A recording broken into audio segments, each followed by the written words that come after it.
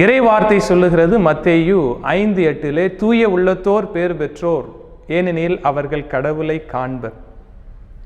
Don Bosco தன்னுடைய பணி வாழ்விலும் இளைஞர் வாழ்விலும் இறைப்பணியிலும் தூய்மையை பற்றி மிக அதிகமாக இளைஞர்களுக்கு போதித்து வந்தார், கற்பித்து வந்தார். அதை தனது வாழ்விலே எடுத்துக்காட்டாக வாழ்ந்தார். ஆரற்றி என்று சொன்னால் ஜெபத்தின் இடம் என்பதன் பொருள்.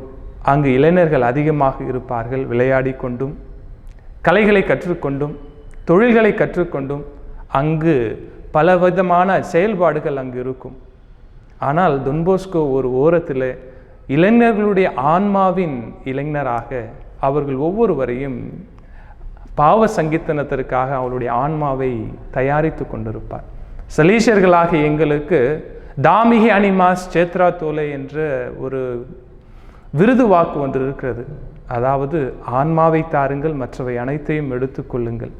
ஒப்புரவு அருட்சாதனத்தின் வழியாக இளைஞர்களை ஆண்டவருடைய பாதையிலே கொண்டு வருவது தொன்போஸ்கோவுடைய ஒரு தலையாகிய பணியாக, இளைஞர்களை ஆன்மாவை ஆண்டவரிடம் கொண்டு சேர்த்து செல்வதிலே மிக அதிகமான ஒரு ஈடுபாடோடு அந்த தூய்மை என்ற அந்த மதிப்பீட்டை தன்னுடைய வாழ்விலே இளைஞர்களுக்கு எடுத்துக்காட்டாக இருந்தார்.